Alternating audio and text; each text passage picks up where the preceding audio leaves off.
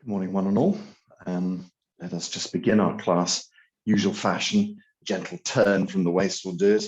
So nice and easy, just warming up the spine, but really just getting the chi flowing.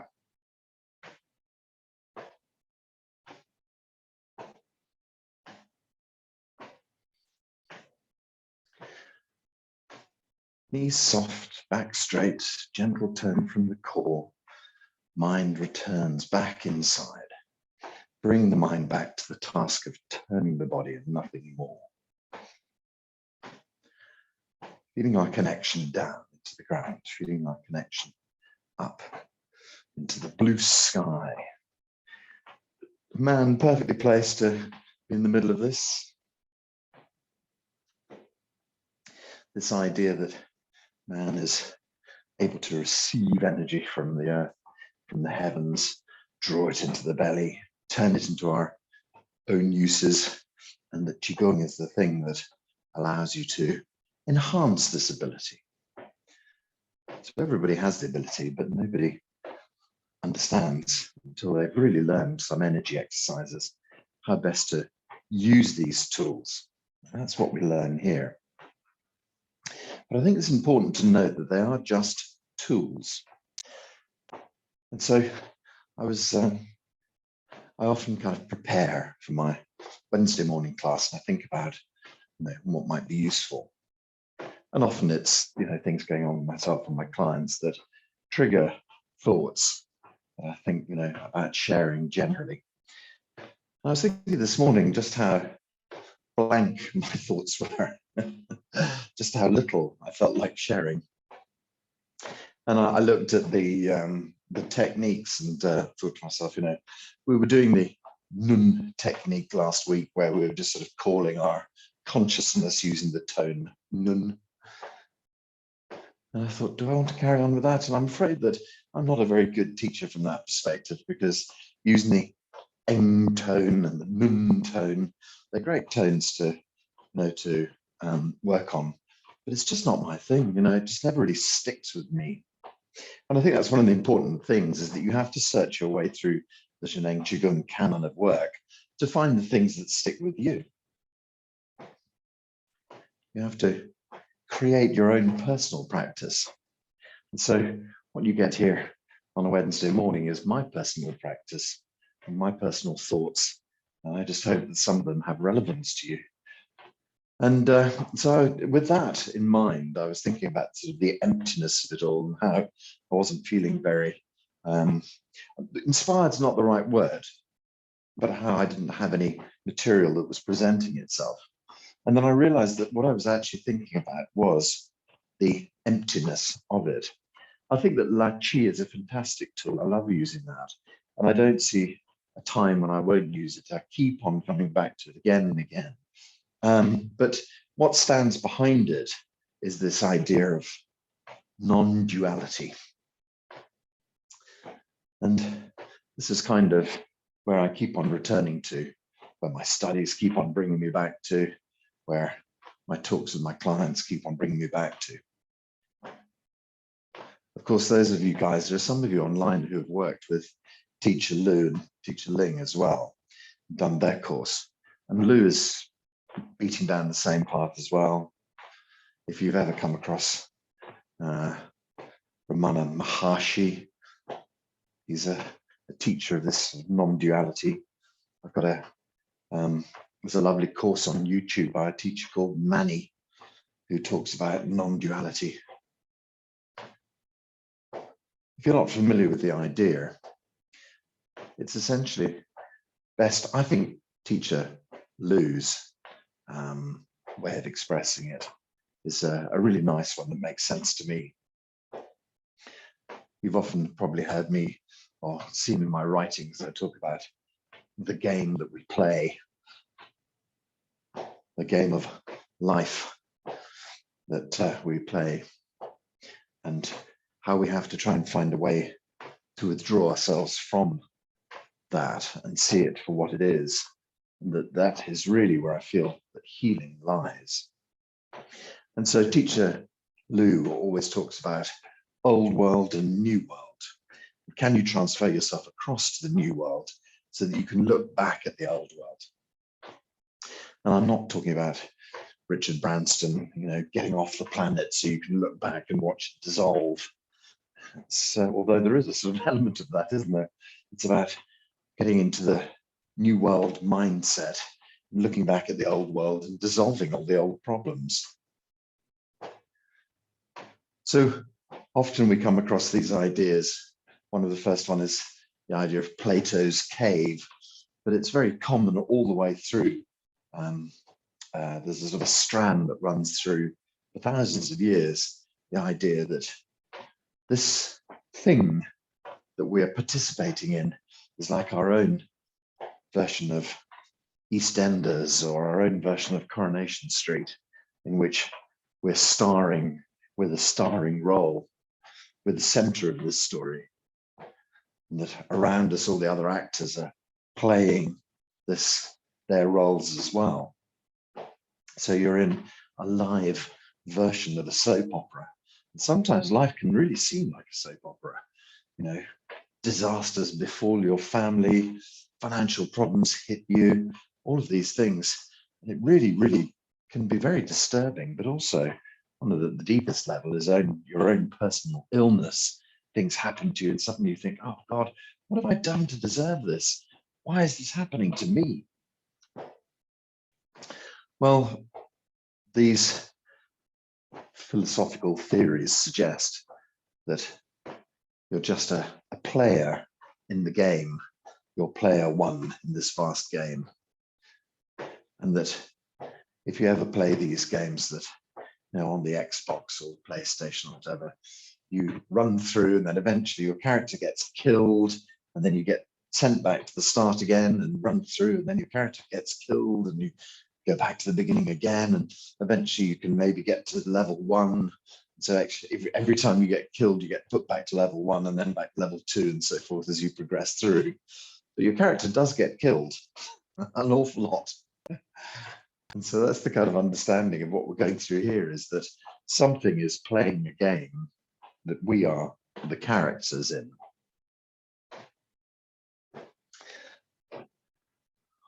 What is playing the game, or who? So that's why I've been, I think maybe some of you might have seen my piece of art I created, which is a 2-dimensional, it's called a Mobius strip. It's black on one side and white on the other side. I'm going to show it to you in a moment. Let's just finish this exercise.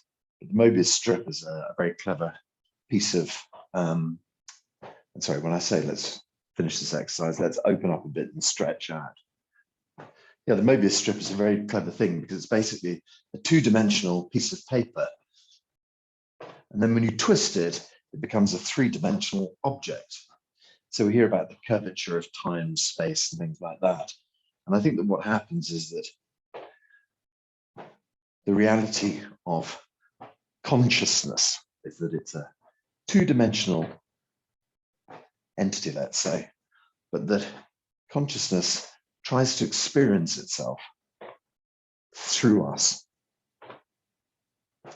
And so, from a biblical idea, if there was only God and nothing else, how could God possibly experience himself? Because if you're just the only person around and there's nothing else to bounce off, that's it. And so consciousness curves itself in time and space. It's like a mirror folding over so that it can reflect itself. And so we are part of that game that consciousness plays. And I think the truth of it is that we do die and get reset and come back. I mean, that's, the whole reincarnation idea. But if you're really just part of a game, you have to ask yourself, does any of it matter? We're genetically set up in such a way that our genetic lines carry on ad infinitum. 1 or 2 people don't get to carry on the line, but then thousands of other people do, and many, many lines of genetics go through and many stories go through, carry on. So even if 1 or 2 people fall along the way, Humanity still continues and evolves, and ideas continue and evolve. We write all these things down and we film them and we have all this sort of vast libraries and so forth. And the idea is that whether you make it or perish or whatever, that the ideas still continue. And so the strands of humanity in the game, the fabric of the game, continue. With or without you, it'll continue. So the question is, without you, that's a bit sad, because obviously everybody's enjoying playing the game. So what do we do about that? We have to take a look at the game and think, all right, it's just a game.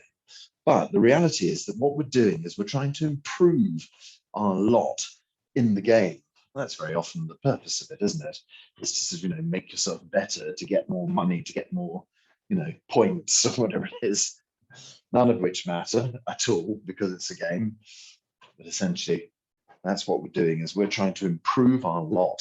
So if you do your qigong every day, you make your body more healthy. That improves the player levels, the skills of your player. If you meditate every day, that calms your mind down. Just not necessarily the greatest thing in the world, because I think the more you meditate, the more you end up asleep, the more time that passes you by. And I mean, as not awake, when I say asleep, I don't mean kipping in your bed. But the point is that I think to move yourself forward, you have to have a quiet mind. And you have to learn how to control the raging forces in your head, as well as the health of your body. So that's what we do here today, is we try and quieten our minds, but we also try and bring perspective to this thing that we're playing. So just remember that none of this is real. And if none of it's really real, it seems astonishingly real. But if you truly are just consciousness playing this wonderful game, then it's about time you decided to play it a bit better. It's about time you decided, right, okay, well, I'll take those risks. I'll have a go. I'll do something different. Because if you're just going to sit there and twiddle your thumbs for the next 20 years, then that's not really the best benefit of it. You might as well love it. You might as well enjoy it. You might as well laugh, dance, play, and sing. You might as well have as much joy as you possibly can in this game, because being miserable in the game is an option. There's no fun. So we choose to play the game happily today.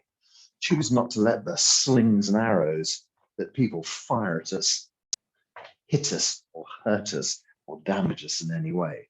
So if you take on a new perspective, I'm just playing this game and it doesn't really matter. It suddenly takes so much weight off everything. And if you understand that from a consciousness perspective, you can actually heal things much more easily in your body. So the things that have been stuck for so long can be really shifted from a consciousness perspective. So today we're just going to draw our minds back from the fire. Okay, let's let the whole thing slow down. So it's been a very long opening exercise. Never mind, eh? All good. Let's gather chi. If you're feeling very dizzy, do this 10, 20 times till you feel that you're back in balance. Bring all the focus into your belly. Also, just feel your toes, squeeze your toes against the ground. So you can imagine moving this chi all the way down through the body, deep into the belly, but also kind of opening that connection into the earth. Toes into the ground, connected into the ground. So we just do that a few times.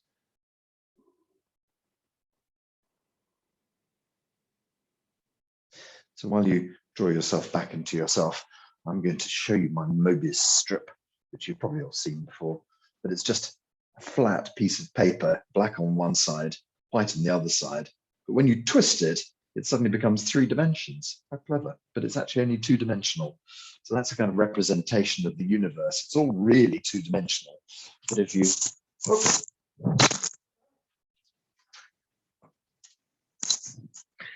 Sorry, that probably sounded very nasty on your speakers. You've probably got huge bangs and knocks. Yeah, so if you twist time and space, you get this seeming reality. But as we know, this table, gosh, it's really solid as anything. And then you take a microscope and look at it and you find it's just not solid at all. And so this is the same idea, is that what appears very real in our lives is actually this kind of weird two-dimensional game that we're playing. You know, and when you actually sort of use a virtual reality headset and it feels very, very real, what you're actually doing is just feeding in bits and bytes into your head, and your brain's going, oh, this must be real. So don't get caught up on reality. It's not all it's knocked up to be. Okay, let's just go through some gentle bends forward. Release your way down, sink slowly, relax. And just see where your back will take you to today.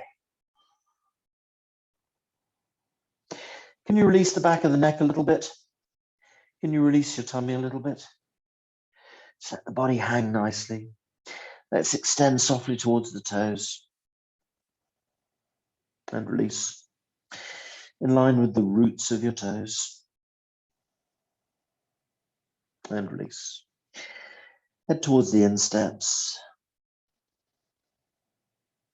And release. And then head towards your heels. Body relaxes and hangs. Tailbone lifts up behind. Push the tailbone to the front. Curl the spine up. Draw up the head, the arms, the ears. Bring yourself up to full height. Stretch. Knees and hips go forward, you lean back. Up and back. Up and back. Up. Gently back. Up into the blue sky. Let's let the left hand down the side. Swap hands. Right hand goes down.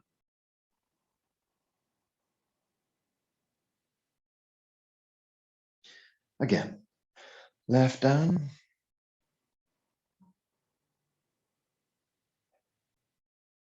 Right down.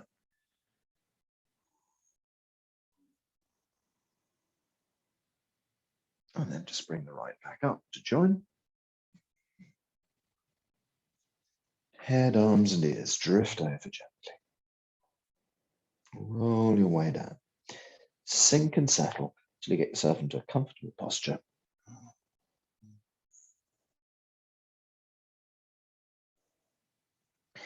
Knees are soft, back is relaxed, neck is soft. Extend gently towards your toes and release. In line with the root of your toes. And release. Towards the insteps. And release. Back towards the heels. Release and relax, body hangs. Tailbone gently lifts up behind. Tailbone pushes to the front. Spine rolls up. Head, arms, and ears gently up. Stretch up into the blue sky. Don't know if we did our stretches. I've lost track. Never mind. Lean back. And up. Back. And up. Back. And up. Back.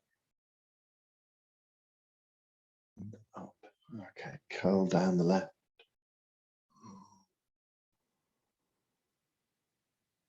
Gently down the right.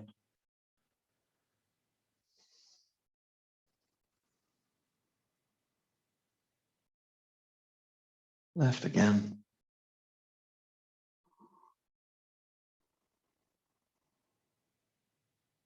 Right again.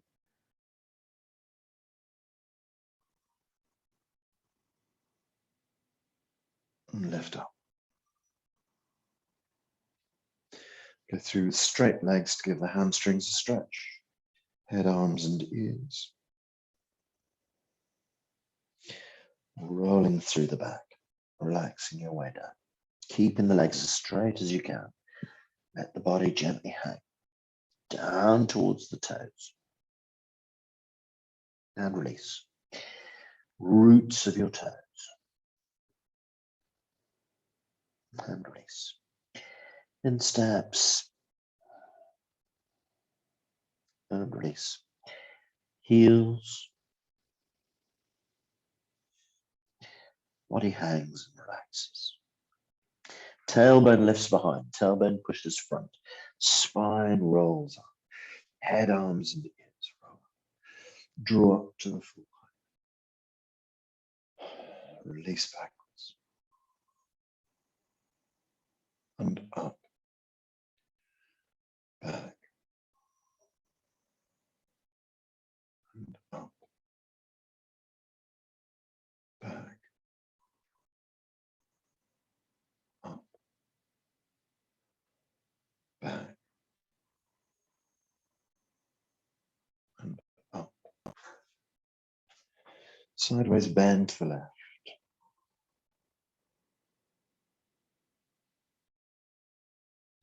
Over to the right.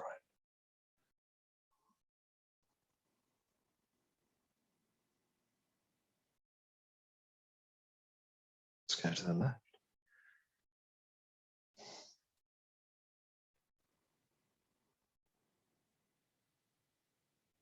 Let's go to the right.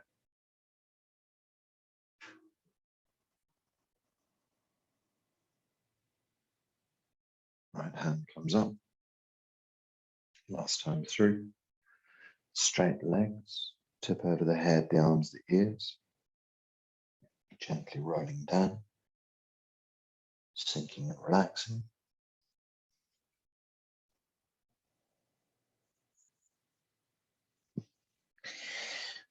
Stretching towards the toes.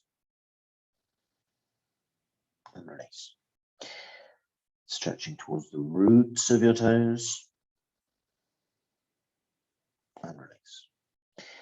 Stretching towards your insteps. And release. Back towards your heels. Body relaxes, body releases, body hangs. Tailbone lifts behind. Tailbone pushes to the front. Spine scrolls up. Head, arms, and ears gently follow up. We draw ourselves up to full height, stretch. And then release knees and hips forward as you lean back. Up. Gently back. Up. Back. Up. And gently back. Hands up into the blue sky. Let the left hand down. Switch hands. Right hand goes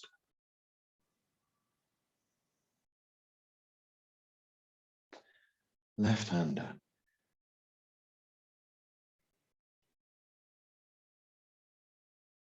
Right hand down.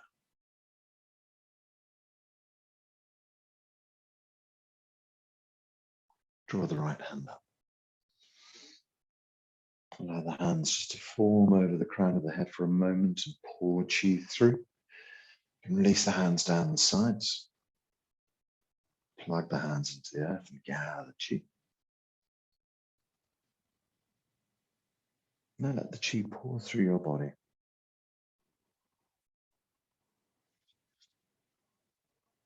Locate it deep in the belly. Flow the hands down through the legs into the ground. Let's gather again. And let's pour. Draw the chi deep. Continue on down. And again.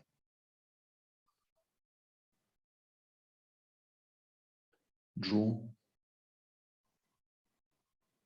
Pour.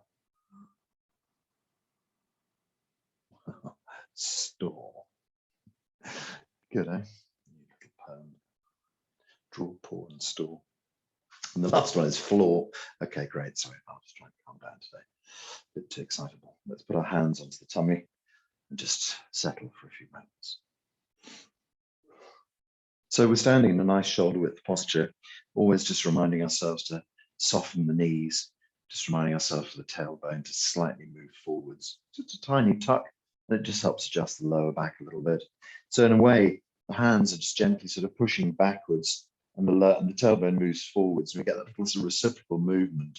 You can sort of feel that it just changes your lower back ever so slightly as you sit down.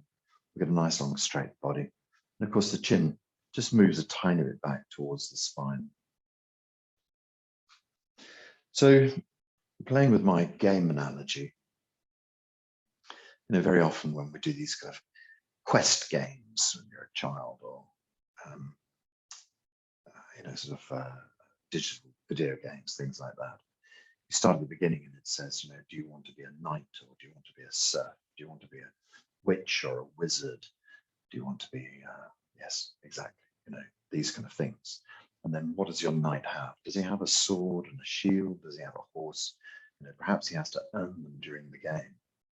So the question is, when you were building your character to arrive in this game, what did you decide to equip your character with? Because I genuinely think that all of these things are conscious decisions, or consciousness's decisions. At some layer, we arrive in this life having predetermined ideas of what will happen. So did you start off with a story of two parents or one? Did you end up with two parents, but one of them was always absent? Did you end up with two parents who had more problems than you could imagine? Perhaps alcoholism or drugs. Perhaps just a time of culture where people just got together for the sake of it and love wasn't really a thing. Did you equip yourself with siblings who you got on well with, or perhaps none at all? Or perhaps even more, tragedy of one that's lost when you were young? Or perhaps siblings that you ended up hating. They ended up fighting with you. Maybe you added into the game a very strong religious thread. Parents who were obsessed by some religion or another. What about the financial situation? Did you decide to give yourself money or none? It's interesting, we always hear the stories about, rich kids. And you sort of think, oh, how nice it would be to have money. Then suddenly you realize rich kids crash from a dizzy height, just as well as poor kids have, tricky starts. So where did it begin for you? Posh schools, not so posh schools, good teachers, rubbish teachers, cruel colleagues at school, good job, bad job, stressful job, good relationship, bad relationship, stressful relationship, losses, parents die, grandparents die, partners die, children die. What did you set out for on this journey?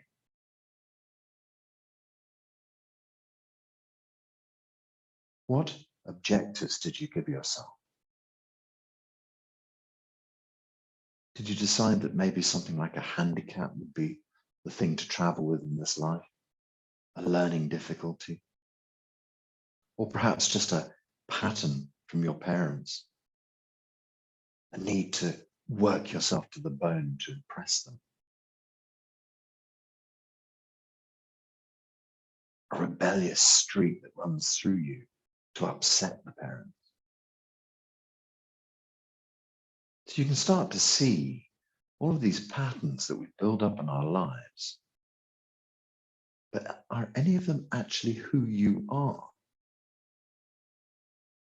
You might think so. You might think you're really deeply connected to those patterns.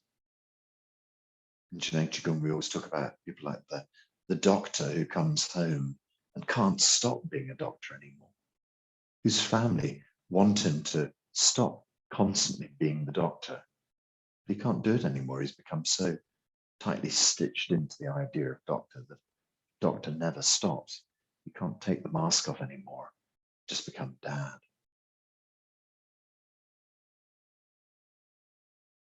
What defines you?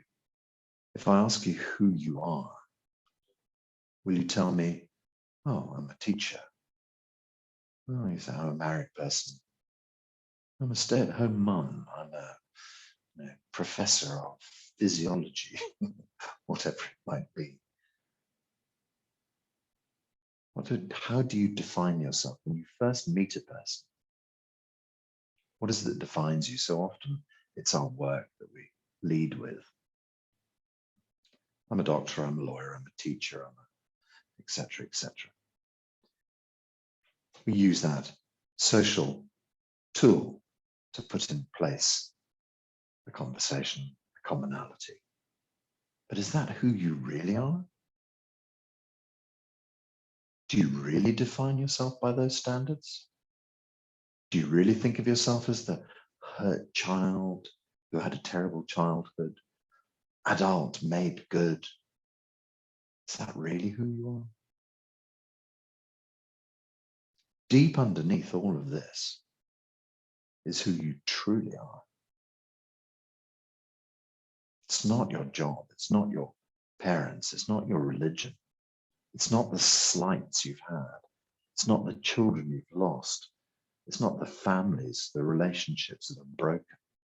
That's not who you are. We choose to live our stories. Everybody used to bully me when I was a child. So now I'm going to bully everyone back, get my own back on the world. The world owes me a living. Does it? No. This game, it's a funny old thing. We can become a bit obsessed about ideas, stories.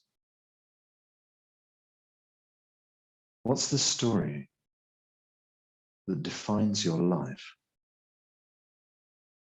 that you no longer need or want?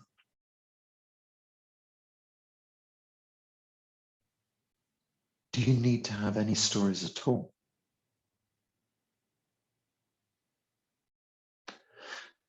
So I think that's where the question lies. When you finally have made sense of your stories, seen them for what they are, old patterns, old ideas, when you start to cut them away, what's left? Is there anything of you left? Or do you just realize that the more you hack away the nonsense, the more you clear away the rubbish and the leaves and the rubble, you find bits of true self sticking out. And eventually, as you clear everything away, you find this shiny, bright, true self, just you, just consciousness, the reality of who you are. So this is our story. This is our objective. We've equipped ourselves, we've saddled ourselves, let's say, with all these stories, these problems, these hurts, these injuries, these illnesses. Now we have to get rid of them, get rid of their power, see them for what they are. That thing that happened to you when you were 7, it's not happening to you now, today. Let it go. That broken relationship, let it go. That old story, clear it away. The more you do that, the more you see the truth of you. The more you realize that these things do not operate your life. You are not your story. You peel back the story to reveal the truth of you, to reveal yourself as consciousness. You are pure consciousness. I am pure consciousness. Our universe is made of pure consciousness, made from, made by pure consciousness. As soon as you realize that the game is not who you are, then we can take a step back from the fire of our lives.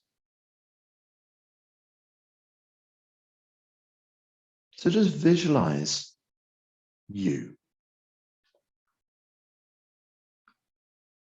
Leave yourself standing in the scene and step back from it for a moment. Just think how you look from an observer's perspective. Just you standing in your room, quietly doing your qigong. Now you can step one pace behind you and observe. Observe the form in front of you. Just imagine how you look from behind, out in the room, space around you, your body doing this practicing. Your consciousness has moved one step away from the reality. See this body and think how we could improve things for this body. What can we do to help this player number one in this game? So open the hands gently to do a little bit of lachi. Think what that avatar, that character needs to change things. Perhaps it needs to have a part of his body fixed. Perhaps it needs to have a story broken that's been locking it in place. Perhaps it needs to have a bit more luck, a bit more freedom, a bit more money. Perhaps it needs to have a bit less stress. Perhaps it needs a bit more energy. So what are you going to do? Are you going to add things, take things away? There is no hard and fast rule. All we know is that when we open our hands, gently say Kai, everything can dissolve. When we bring our hands back together, we really focus in, sending new energy to the game. Gently open your hands and you can say Kai with me.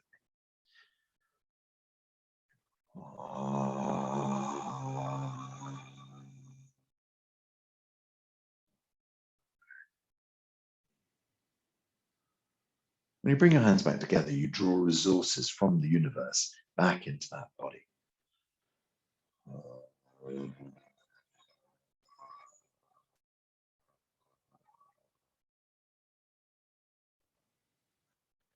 Let go. Open up.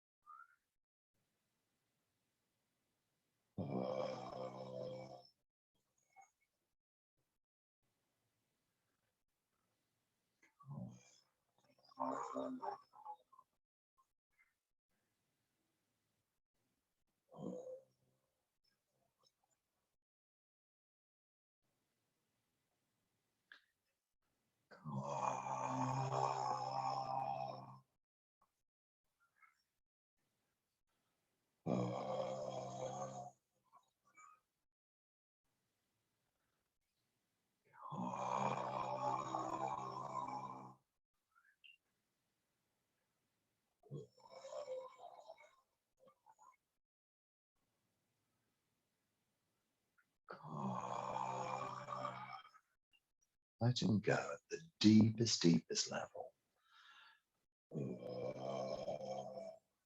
Bring good new chi and information into the game for ourselves.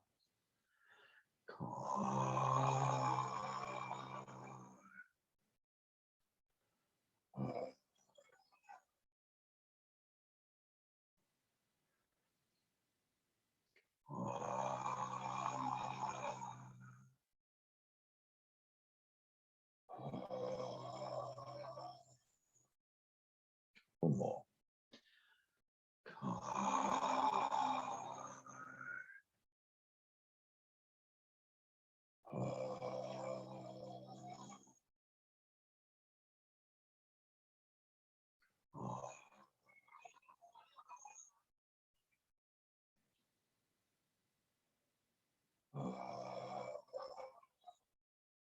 Perhaps you might just want to bring your hands back onto the belly for a few seconds. So in our little vignette, we have the character standing out in front of us. We're just trying to heal things and make the game a bit easier for the character. So we're trying to release useless attachments. We're trying to remove weight from the character's life. Trying to get rid of things that have seemed desperately important that we can now just see part and parcel of the game. We're just trying to shift some of the difficult connections that we imagine between this character and other characters in the game. We're just trying to alleviate pain that this character might feel, trying to alleviate difficulties and obstacles to make the passage for this character easier. So imagine consciousness gently viewing the character. But now, when we come back to our Kai and her once more, I'm going to ask you to observe, where does Kai come from? Where does her arise from? The moment before consciousness says Kai, the moment before consciousness allows her to arrive. Search for that point. Feel the extraordinary presence of that moment before that arises from pure consciousness. Let's play with Kai and her once more. We can just imagine gently opening and closing chi in the whole of that body. Let's look at how Kai and her arise and arrive.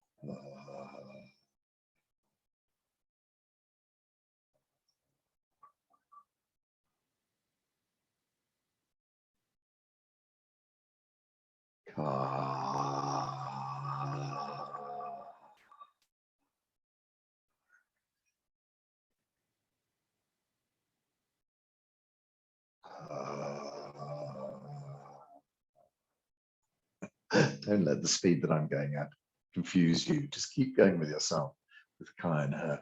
It's rather a fun game just to allow the moment of potentiality to suddenly arise. Think, whoa, there it is. It's beautiful. Okay, so let's just carry on your own. I'm going to carry on my own.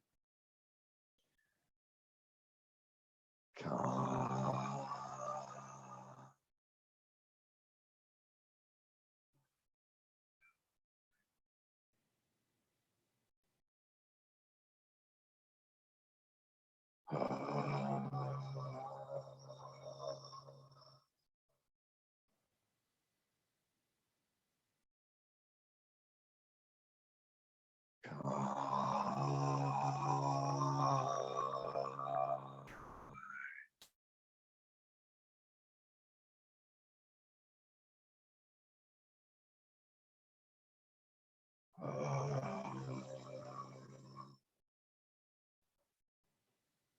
Just a couple more in your own time.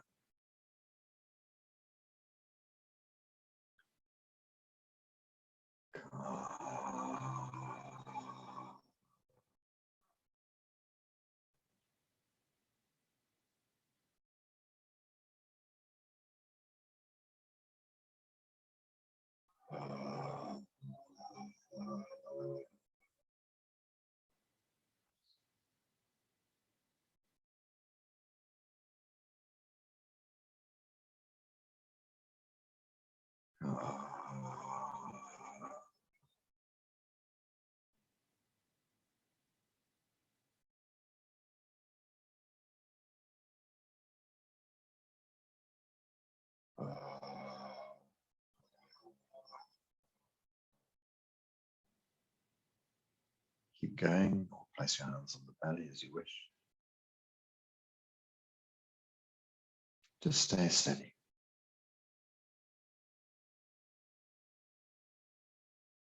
Sometimes you get to the space where you no longer need to say Kai and her,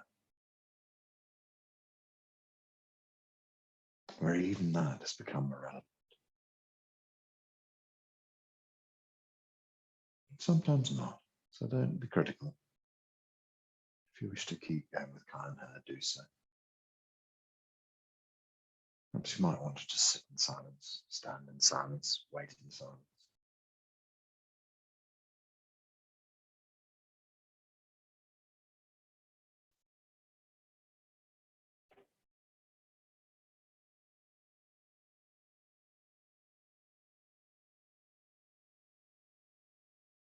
I think it's waiting in presence.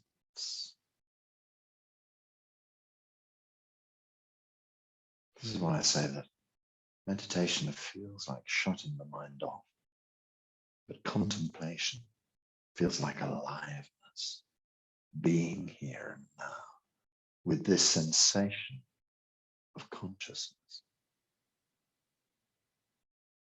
with this sensation of achievement.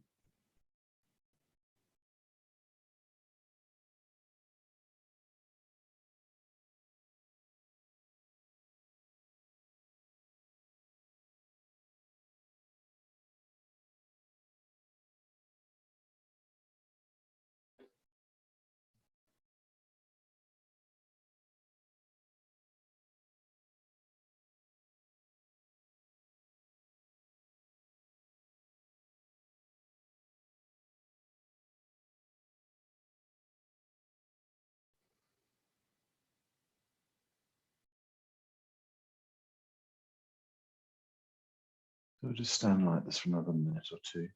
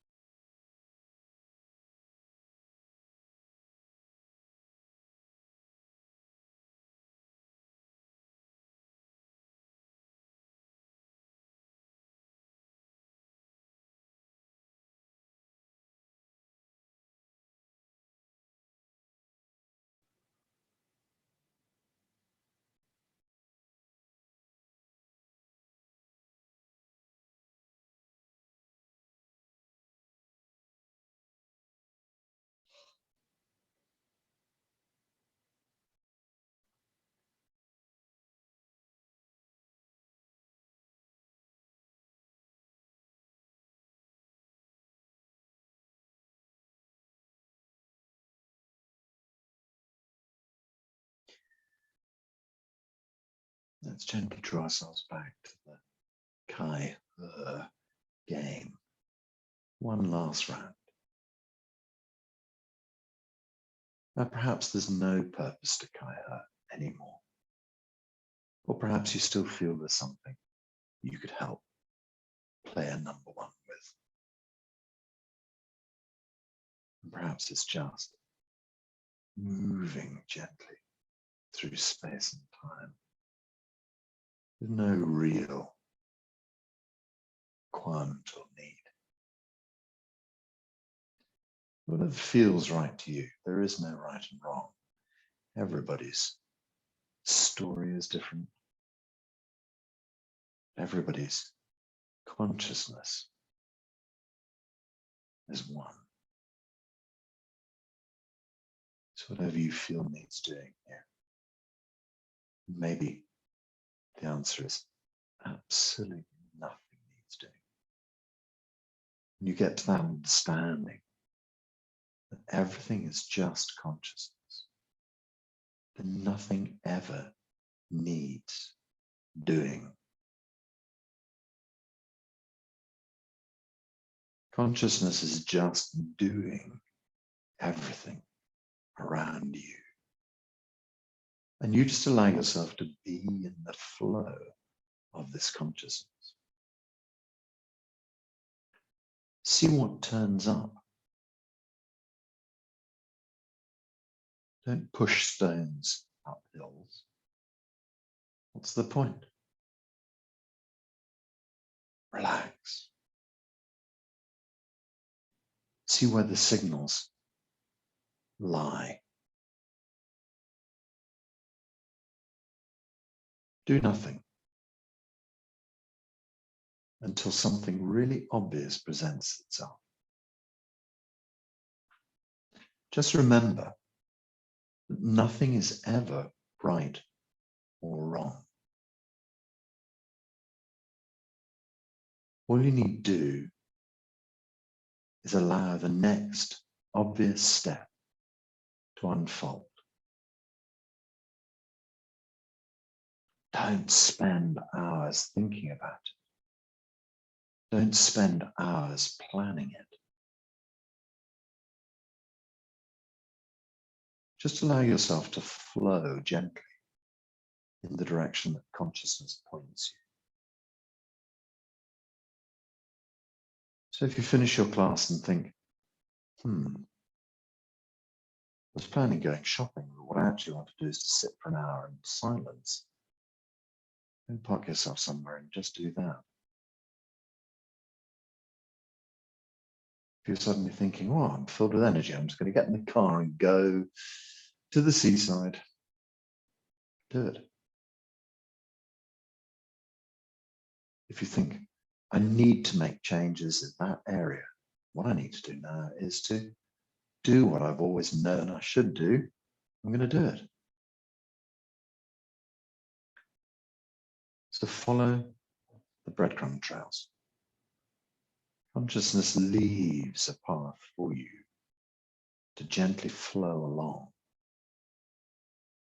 But if you're constantly grabbing, pulling, grasping, holding too tight, you'll never really see the path for what it is. Allow yourself to flow. Let's just resolve and dissolve blockages with a few more kaya before we finish.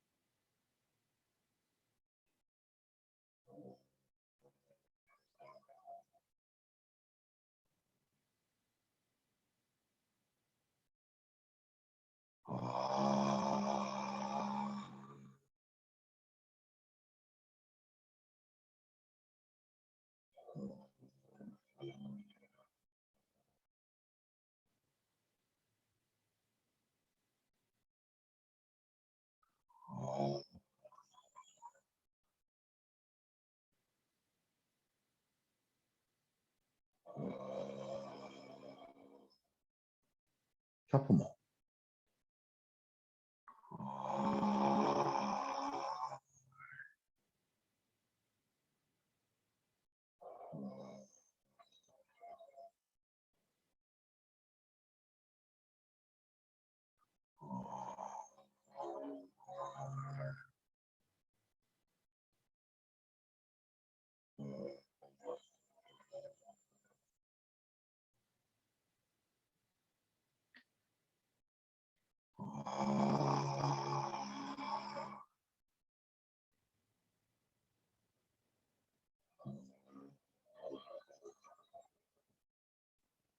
Perhaps the next ones are a bit quieter.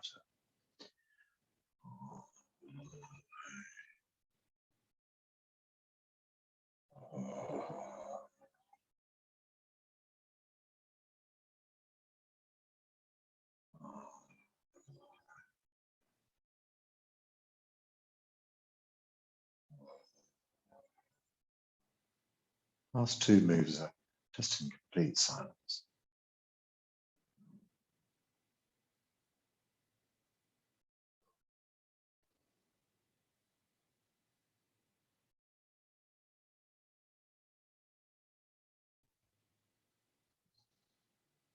Draw the hands gently back to the belly when you're ready.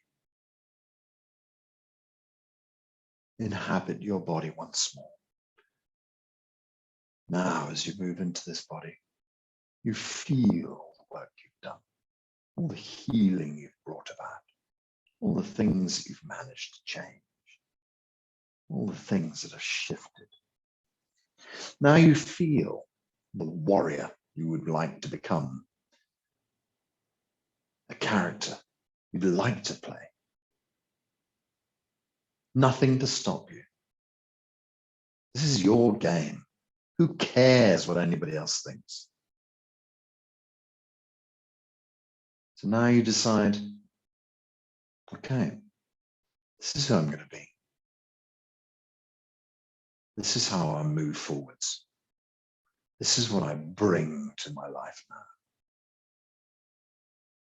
The hell with anybody else. My game, my rules.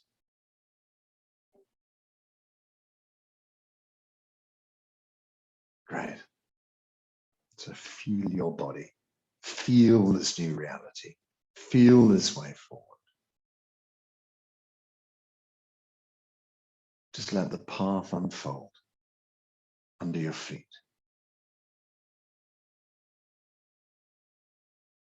So we can gently bring our feet together into the Zheng Qigong posture. Bring our hands up into the prayer position in front of the heart. Let's just close out by drawing the hands up in front of the face, over the top of the head. Extend into the blue sky. And then let the hands release down a little bit. We can just, open up little fingers, ring fingers, middle fingers, let the knees soften slightly. Draw the hands to the sides, gather around in front. Middle fingers pointing deep inside our brains, sending chi deep inside. Apadantian chi abundant, blood and chi flowing well in the brain, all functions of your brain returning to perfect working order. We drift the elbows down, let the hands come under the arms, lightly touch onto the bow on the sides, and send the chi inside. Heart, lungs, spleen, pancreas, liver, kidneys. When we have all the major organs working well, all the minor organs work well too. All the systems work well too. So we fill our organs with chi, blood and chi flowing well. All functions normal. Drifting the hands behind, the back of the hands move forwards, hands turn over with a flourish, wave of chi out into the blue sky, and then gently draw some back for yourself. And then draw the hands onto the belly and hold this chi deep inside. This lower energy field, when it's filled with chi, it brings great fortune and strength to your life. It powers you through everything, every challenge. Lower dantian chi is abundant. Blood and chi are flowing well. All functions of your body returning to perfect working order. All functions normal. Let's take some circles round lower dantian just to consolidate the practice, draw ourselves back to ourselves, deep inside, holding all this chi. And then we head back in the opposite direction, 3 circles, and that just sends a signal to the body. We've finished our practice, returning into this game, into daily mode, to player 1. And we just bring our hands to a stop. As you stand here, imagine your Wei Qi layer around you. Wei Qi layer, protective layer of Qi. And then around that, the Qi body, a meter around you in every direction, another protective, but also connective layer. And you inside, a being of light, every cell in your body, filled with chi, filled with light, filled with joy, filled with happiness, healed and well. All functions of your body returning to perfect working order. All functions normal. Put a big smile on your face. Let your hands release down by the sides. Let's move the fingers, move the toes, stretch out the body in whatever way it might need to stretch out. And then when you're ready, you can unmute yourselves and we can all say howla together. Howla. Okay, so a vigorous set of howlas, 3 howlas. 1, 2. Howla. 1, 2. Howla. Last time round. 1, 2. Howla. Fantastic. Thank you very much, everybody. Really nice to see you all. Thank you, Jeremy. Good to see you guys. Thank you. Everyone. Bye, everyone.